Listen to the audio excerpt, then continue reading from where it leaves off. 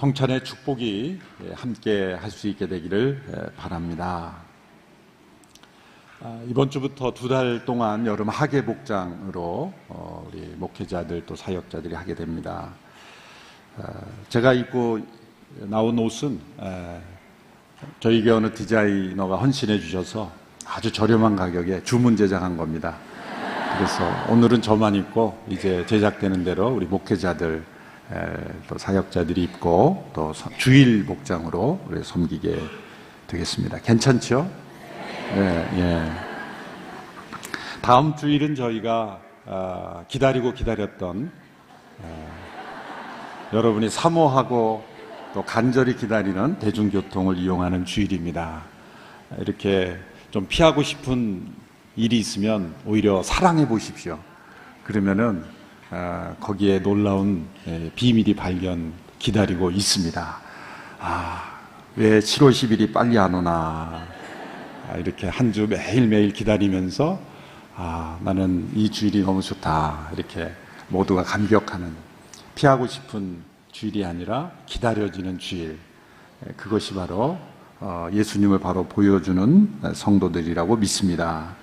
여름 아웃리치가 본격적으로 시작되고요. 그래서 여러 가지 안전을 유의하면서 진행하고 있습니다. 30개국, 107개 지역, 167개 팀, 2238명 성도들이 국내외로 흩어져 아웃리치를 하는데 안전을 지켜주시도록 기도해 주시고, 또한 풍성한 열매가 이루어지고 참여한 성도들이 큰 은혜를 누릴 수 있도록 기도해 주시기 바랍니다. 아울러서 또 여름 캠프가 우리 차세대들 곳곳에서 진행이 됩니다. 위해서 기도해 주시기 바랍니다. 오늘은 수원 온누리교회 창립 13주년을 맞이하는 주일입니다. 여러분 축복해 주시기 바라고요. 또 다음 주일 비전헌금 주일은 우리나라에 와 있는 많은 이주자들 가운데 예수님을 믿고 또 복음 증거자로 헌신한 사람들이 있습니다. 그 외국인 신학생들을 우리가 격려하고 지원하는 일에 사용되게 됩니다. 기도하겠습니다. 하나님 아버지, 오늘도 복된 주일을 허락하시고 성찬의 은혜 가운데 참여하게 하신 것을 감사합니다. 이 축복 날마다 이어지게 하시고 은혜 속에 살게 하옵소서. 여름 아웃리치를 떠나고 여름 캠프를 하는 우리 차세대와 모든 선교사에게 참여하는 성도들을 지켜주시고 하늘의 은혜가, 성령의 역사가 나타나게 하옵소서. 오늘도 기록된 말씀을 통하여 사도행전의 역사를 함께 체험하기를 원하며 우리 모두가 사도행전의 주인공으로 쓰임받는 우리 모든 성도들이 다 되게 하옵소서. 예수님의 이름으로 기도하옵나이다. 아멘. 예술가들에게는 이 미완성의 미학이라는 단어가 낯설지 않습니다. 어쩔 수 없이 작품을 끝내지 못한 경우도 있지만 의도적으로 미완성으로 작품을 끝내지 않음으로써 예술적인 가치를 나타내는 것이죠. 이런 것을 non finito다 이렇게 부르기도 합니다. 음악가 슈베르트의 유명한 미완성 교향곡, 저는 음악은 잘 모릅니다마는 3장 시작하다가 이렇게 끝나는 것 같지 않게 끝나는 보통 전형적인 교향곡의 마지막이 없이 중간에 끝나는 미완성으로서 이름이 붙여졌습니다. 슈베르트가 25살에 이걸 작곡했다고 하는데 그로부터 한 6년 더 31세 아주 젊은 나이에 죽었죠. 6년 동안 완성할 시간이 있었음에도 불구하고 왜 그가 이 교향곡을 완성하지 않았는가는 아무도 모른다고 합니다. 미스테리, 여러 가지 설들이 있지만 딱 정확하게 알 수는 없다고 합니다. 오히려 미완성으로 끝났기에 오히려 더 위대한 음악으로 알려진 미완성 교향곡이 대표적인 예입니다. 조각가 미켈란젤로는 많은 작품들을 미완성으로 남겨서 유명한 분이죠. 작품의 양이 많아서이기도 했지만 몇몇 작품들은 의도적으로 그 작품을 미완성으로 남김으로써 그 아름다움을 보여주고 있다고 합니다.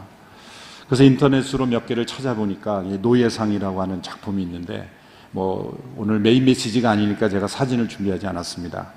대리석에서 그 노예가 뚫고 나오는 듯한 그런 모습, 완성되지 않는 그 조각 속에서 오히려 아름다움이 나타나고 있죠. 마치 노예가 그 굴레로부터 벗어나고자 하는 그러한 모습이 아름답게 잘 표현되어 있다고 합니다. 유명한 피에타 상이 있죠. 그 성 베드로 성당, 바티칸의 성 베드로 성당에 가면 아주 깔끔하고 정교하게 아름답게 만들어진 피에타 상이 있습니다. 그런데 잘 알려지지 않은 또 하나의 이 피에타 상이 미켈란젤로 있는데, 밀라노에 있는 론다니니의 이 피에타 상이라고 합니다. 그것은 작품을 시작하다 만 것 같은, 그 바티칸 성당에 있는 피에타 상과는 비교할 수 없을 만큼 투박하고, 그리고 다듬어지지 않았고 시작하다 만 것 같은 그런 상이 있다고 합니다. 사람들은 이 단정하고 깔끔한 피에타 상을 보려고 줄지어 이렇게 관광객들이 있지만, 더 가치가 있는 것은 이 류안성의 피에타 상. 그것이 더 감동을 주는 까닭은 미켈란젤로가 90세의 나이에 자신이 이제 얼마 살지 못한다는 것을 알고, 그런 마지막 그 며칠 전까지 바로 그 작품을 만들다가 죽었다는 것이죠.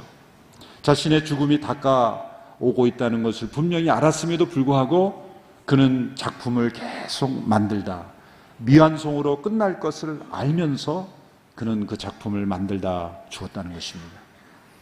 그것은 미완성 그 자체가 우리에게 가져다주는 아름다움이 얼마나 놀라운 것인가를 잘 가르쳐주는 작품이라고 합니다.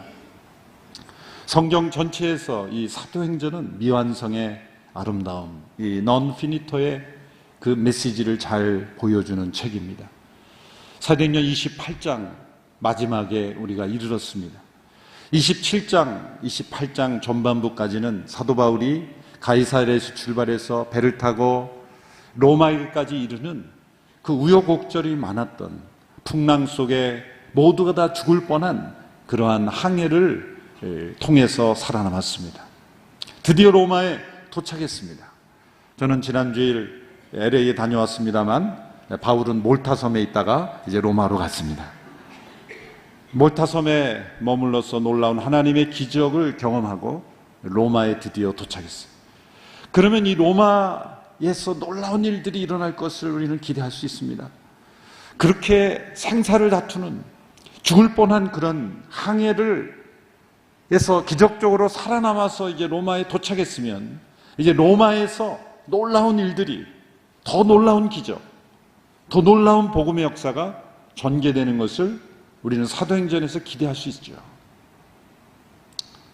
그런데 사도행전의 마지막 모습은, 오늘 우리가 함께 읽은 본문의 내용은 그렇게 다이나믹한 모습이 아닙니다.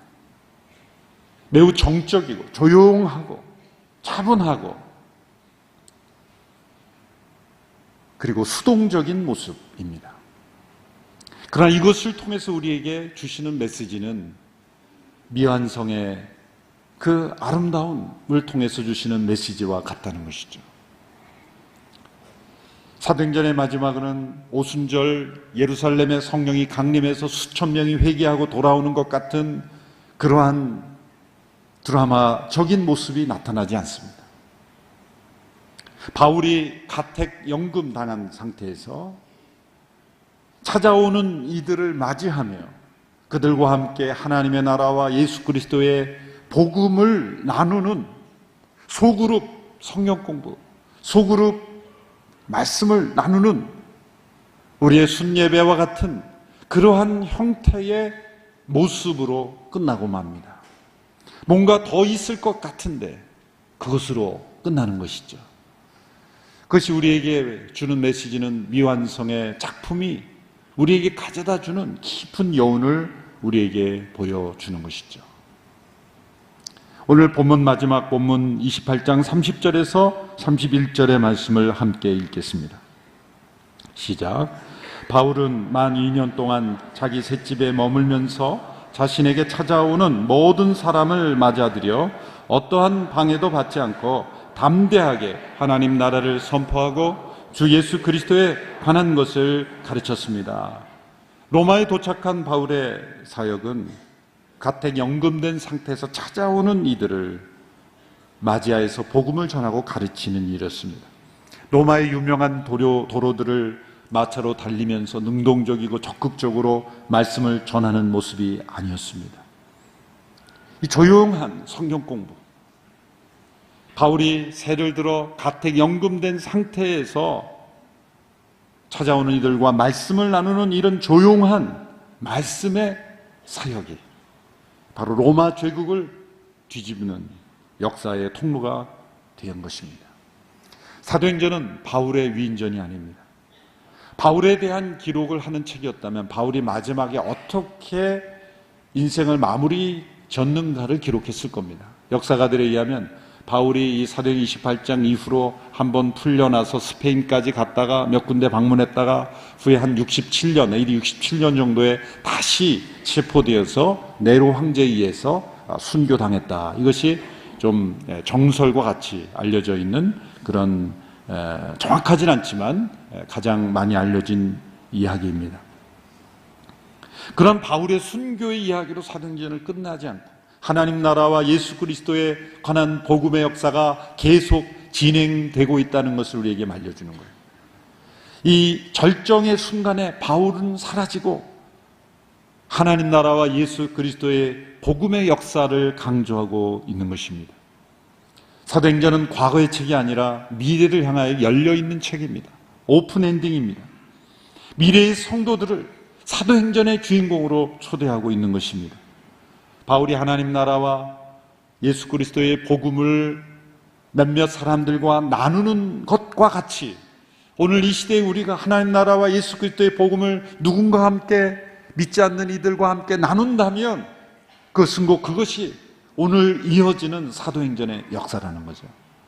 이러한 메시지에 기초해서 지난 30년 동안 온누리교회가 사도행전 29장, 액트 29의 비전이 바로 이런 사도행전 28장에서 주는 메시지에 기초했던 것입니다. 사도행전은 끝나지 않았다는 것이죠. 사도행전은 오늘의 교회를 통해, 성도를 통해 계속 진행되고 있다. 이것은 바울만의 역사가 아니라, 사도들만의 역사가 아니라 오늘 이 시대의 성도들을 통해서 이루어지는 사도행전의 역사이어야 한다 라는 것을 미완성의 책을 통해서 우리에게 말씀해주고 있는 것입니다. 오늘 본문은 우리가 이 사도행전 29장의 주인공으로 쓰임받기 위하여 기억해야 될 중요한 메시지들을 알려주고 있습니다. 첫째는 하나님의 말씀의 능력입니다. 31절에 보면 바울이 어떠한 방해도 받지 않고 하나님 나라를 선포했다, 복음을 나누었다라는 말씀이 있습니다. 어떠한 방해도 받지 않고, 이것은 바울의 승리를 말해주는 것이 아니라 하나님의 말씀의 승리를 말해주는 것입니다. 바울이 능력이 있어서 방해를 받지 않은 것이 아니라 하나님의 말씀을 방해할 것은 세상에 어떤 세력도 존재하지 않는다라는 것을 우리에게 말씀해주고 있는 것입니다. 사도행전 전체에서 틈틈이 우리에게 보여주었던 진리는 하나님의 말씀의 승리입니다. 사도행전 6장 7절의 말씀 함께 읽어보겠습니다. 시작. 이렇게 해서 하나님의 말씀은 계속 널리 퍼져나갔으며 이로써 예루살렘에 있는 제자들의 수도 많이 늘었고 더욱이 수많은 제사장들도 이 믿음에 순종하게 됐습니다. 12장 24절 같이 읽습니다. 시작. 그러나 하나님의 말씀은 점점 널리 퍼져서 믿는 사람이 더욱 늘어나게 됐습니다. 또 13장 49절. 그리하여 주의 말씀이 그 지방 전체에 두루 퍼졌습니다. 자, 이러한 말씀들이 우리에게 주는 메시지는 무엇입니까? 사람들이 말씀을 전한다라고 표현하지 않고 살아계신 하나님의 말씀이 사람들을 통하여 퍼져나갔다. 하나님의 말씀이 어떤 인격적인 주체로서 표현된 거죠. 사람들이 말씀을 전하는 것이 아닙니다. 하나님의 말씀이 사람들을 통해 퍼져가는 것입니다. 그런데 그 하나님의 말씀은 어떤 세력도 막을 수가 없다는 거예요. 어떤 사람도 장애물이 될 수 없다는 것입니다. 하나님의 말씀은 살았고 운동력이 있는 하나님의 능력이기 때문입니다. 하나님의 말씀은 승리하십니다. 사역자들의 입은 막을 수 있어도 하나님의 말씀은 막을 수 없습니다. 때로 사역자들을 가두어도 말씀은 계속 전파됩니다. 하나님의 말씀이 지금 이 시대까지 전해지는 역사를 보면 하나님의 말씀이 전해지는 것을 가로막으려 했던 어떤 시도도 다 실패했어요. 과거에 이 볼테르라고 하는 무신론자는 성경은 자신의 시대에 이 성경은 다 사라질 것이라고 그렇게 공언하면서 성경을 모독했죠. 그런데 역사가 어떤 걸 보여주냐면은 그의 집이 성경을 찍어내는 공장이 됐다는 거예요. 그래서 수많은 그런 사람들에게 성경이 보급되는 그러한 인쇄 공장이 되었다. 하나님의 말씀은 누구도 방해할 수 없다. 말씀이 이 책에 갇혀지는 것이 아니에요. 이 책은 살아있는 하나님의 말씀의 능력이기에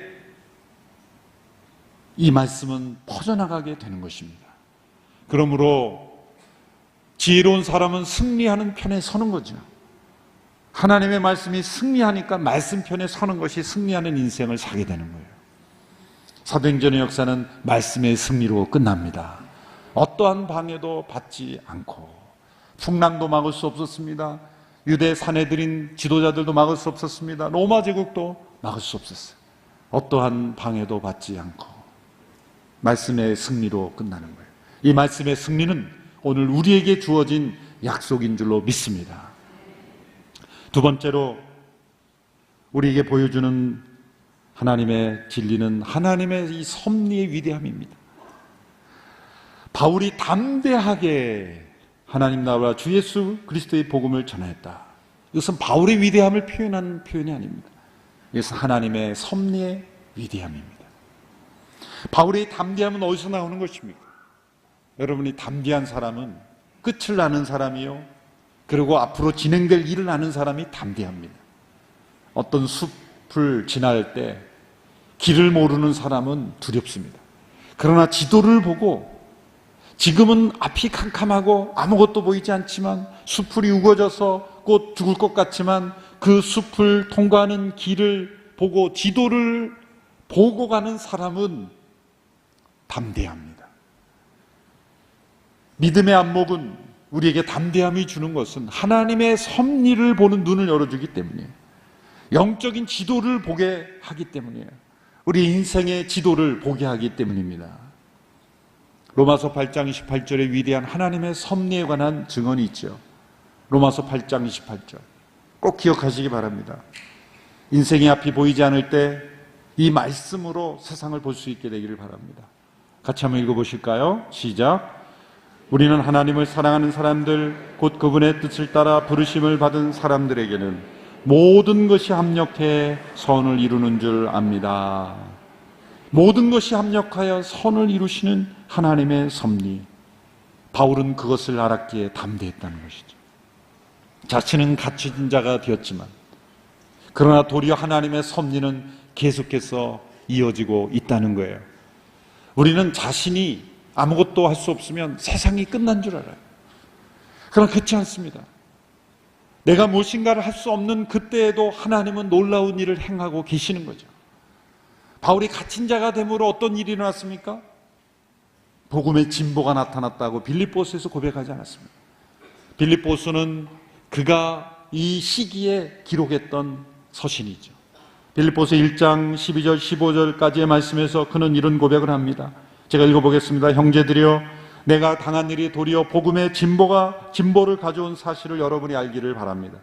내가 이렇게 사슬에 매인 것이 온 친위대와 다른 모든 사람들에게 그리스도 안에서 분명히 드러나게 돼 많은 형제들이 내가 매임으로 인해서 주를 신뢰함으로 두려움 없이 더욱 담대하게 하나님 말씀을 전했습니다. 어떤 이들은 시기와 다툼으로 또 어떤 이들은 좋은 뜻으로 그리스도를 전파합니다.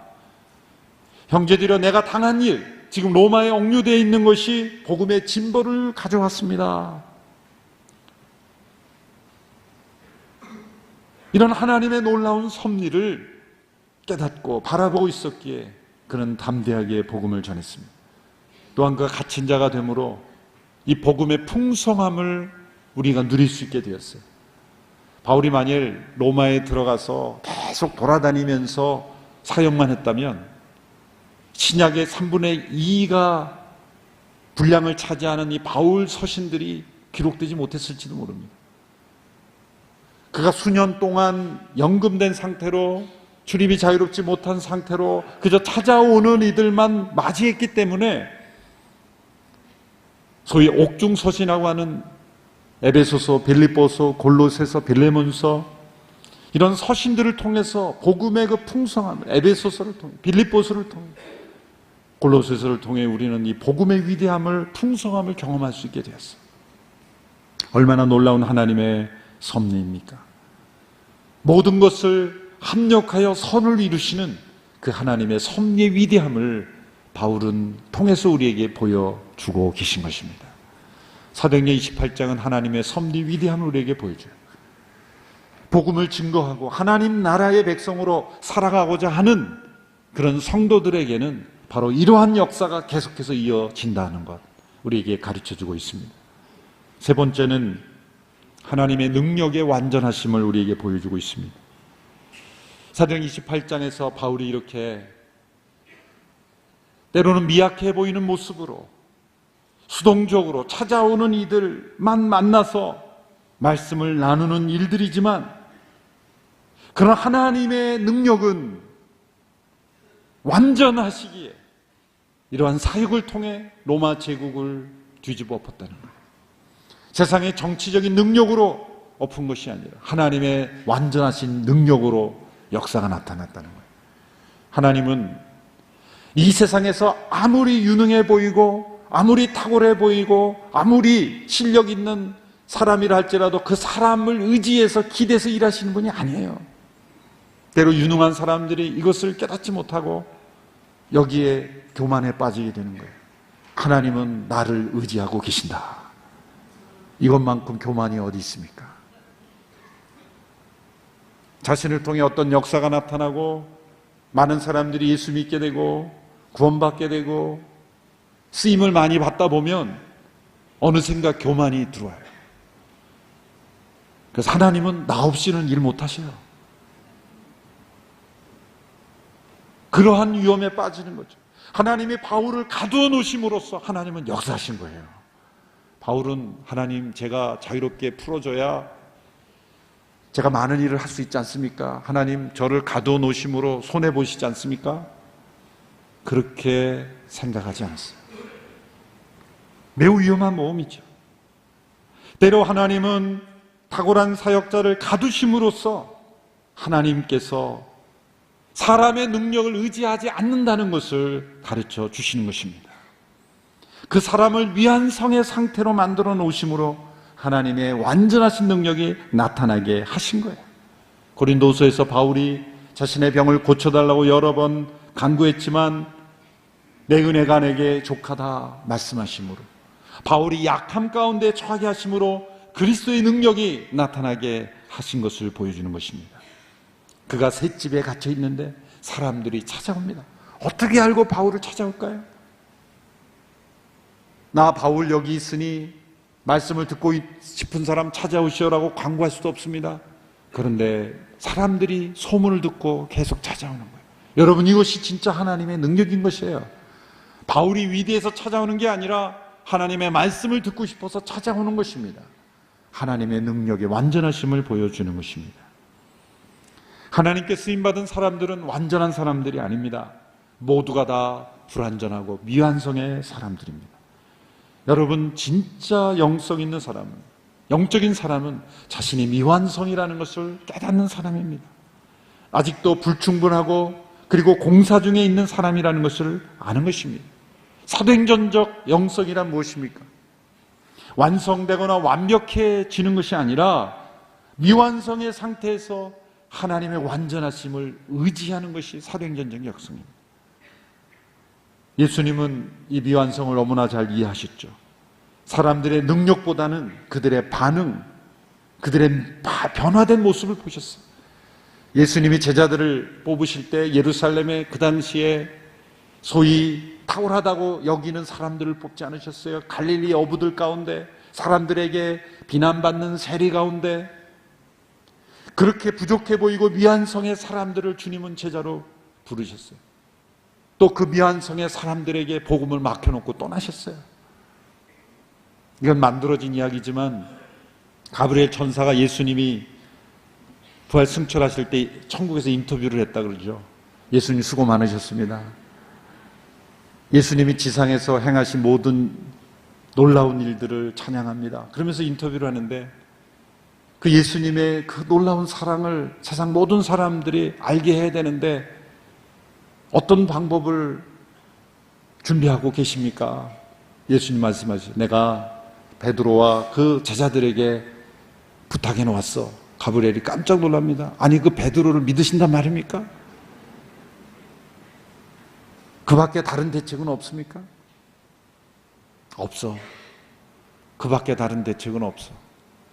나는 그들을 믿고 있어. 그 미완성의 사람들, 그 불완전하고 연약하고 쓰러질 수밖에 없는 그 소수의 제자들에게 하나님 나라 복음을 맡겨두셨어요. 그들은 미완성이지만 성령님은 완전하시고 주님의 능력은 완전하세요. 사도행전의 역사는 위대한 사도들의 역사가 아니라 미완성의 사람들이 전능하신 성령의 능력을 의지했을 때 어떤 일이 나타나는지를 우리에게 보여주는 것입니다. 성령 충만한 성도는 완전한 사람이 아니라 자신은 여전히 미완성입니다. 우리는 완전하신 하나님을 의지해야 한다는 것을 철저히 깨닫는 사람입니다. 여러분, 우리는 미완성의 인생입니다. 완전해지려 하지 마십시오. 다른 사람에게도 완전을 요구하지 마십시오. 우리는 결코 불가능한 완벽한 작품이 되려고 하기보다 미완성의 미학을 이루는 인생이 되려고 노력해야 합니다. 우리의 미완성의 인생을 통해 하나님의 완전하신 능력이 나타나기를 우리는 소망해야 하는 것입니다. 사도행전 전체를 통해 하나님의 말씀을 대적하는 세력들이 나타났습니다. 하나님의 섭리를 회방하려는 세력들이 나타났습니다. 하나님의 능력을 무시하는 세력들이 나타났습니다. 그러나 하나님은 대반전을 일으키십니다. 사람들은 막을 수 있어도, 입은 막을 수 있어도 하나님의 말씀은 막을 수 없었어요. 어떠한 상황 속에서도 하나님의 위대한 섭리는 나타났습니다. 그리고 완전하신 하나님의 능력이 나타났습니다. 우리가 하나님을 의지할 때, 하나님이 기뻐하신 일을 순종할 때 우리는 연약하지만 주의 능력이 나타날 줄로 믿습니다. 우리는 미완성이지만 완전하신 하나님의 아름다움이 나타날 줄로 믿습니다. 우리가 처한 모든 위기가 놀라운 기회가 될 줄로 믿습니다. 기도하겠습니다. 이 시간 함께 합심하여 기도할 때 이 사도행전 28장을 끝내며 이것은 끝나는 책이 아니라 우리를 통해 쓰여져야 될 책임을 고백하며 사도행전 29장의 역사가 우리를 통해 이어지기를 원합니다. 우리는 미완성이지만 우리를 통해 주의 능력이 나타나게 될 줄로 믿습니다. 우리는 연약하지만 우리를 통해 주의 능력이 나타나게 되기를 원합니다. 우리가 만나는 순예배, 또 만나는 사람들, 바울이 찾아오는 이를 만나 주의 복음을 나누었던 것처럼 우리를 통해 사도행전의 역사가 나타나게 하옵소서. 우리 선교사님들을 통해 사도행전 29장 역사가 계속해서 쓰여지게 하여 주시옵소서. 갇힌 것과 같이 무력한 상태처럼 보이고 많은 것을 할 수 없는 것처럼 보이고 때로는 나를 통해 복음을 듣게 될 리가 있을까? 때로는 절망하는 선교사님들이 계십니까? 오늘 이 시간에 주께서 찾아가 주셔서 갇힘을 통해 역사하신 하나님의 섭리를 바라보며 우리의 미완성의 인생을 통해 역사하시는 하나님의 능력을 체험하게 하여 주시옵소서. 우리 함께 중보하며 기도하며 나가도록 하겠습니다. 함께 기도하겠습니다. 살아계신 하나님 아버지, 사도행전 28장의 역사를 우리에게 보여주심으로 미완성을 통해 역사하시는 하나님의 완전하신 능력을 우리가 깨닫게 되기를 원합니다. 우리 모든 선교사님들을 강건하게 지켜주시고 때로 열매 없는 사역으로 인하여 낙심하고 절망하지 않게 하여 주시고 아무것도 할 수 없는 것 같은 갇힌 자 같은 상태에서도 하나님은 역사하시며 하나님은 섭리하고 계시며 하나님은 완전하신 능력을 이루고 계심을 바라보게 하옵소서. 주의 놀라운 복음의 능력이 어떠한 방해도 어떠한 세력도 막아설 수 없다는 것을 바라보며 주의 말씀이 온 세상에 온 열방에 증거되기까지 사도행전 29장의 역사를 계속 써내려가는 믿음의 사람들이 되기를 바랍니다.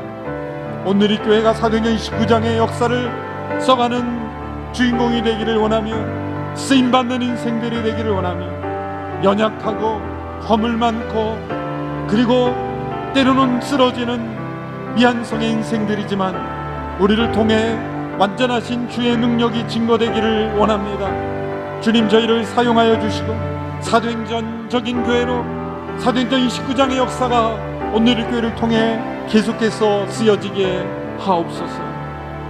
하나님 아버지, 우리를 사도행전의 주인공으로 초대하여 주신 것을 감사합니다. 사도행전 29장의 역사에 기록에 쓰여지는 한 사람 한 사람이 되게 하옵소서. 우리는 약하지만 주님은 강한 줄로 믿습니다. 우리는 미안성의 인생이지만 주님은 완전하신 줄로 믿습니다.